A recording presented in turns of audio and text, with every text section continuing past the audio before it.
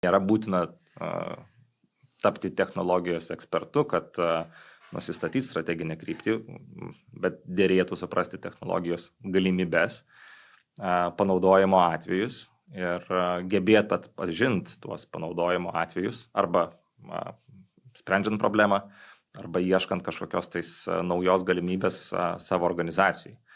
Ir galvoju, kad per dažnai organizacijos bėga ieškoti įrankių. Duok man įrankį, prieš suprasdami, ką nori padaryti. Prieš atsakydami savo klausimą, kokią mes vis dėlto problemą turim. Ir žinoma, su tam tikrom limitacijom, bet manau, kad jau esam fazėje, kai galim sakyti, kad mes bet kokią problemą galėtumėm išspręsti technologijų pagalba. Yra klausimas, kiek tame bus tikslumo, kiek užtruksim, kiek reikės investuoti. Ir žinoma, reikės nuspręsti, ar tai yra technologiškai aiški užduotis ir mes galim lengvai apskaičiuoti grąžą, tai tokius projektus norim daryti. Jeigu technologiškai labai lengva, grąža minimali, bet dar nieko nesam nuveikę, tai galbūt pasibandom, galbūt bus pirma sėkmės istorija mūsų organizacijai. Jeigu technologiškai sudėtinga, bet vertė labai didelė, gal dar luktelkim.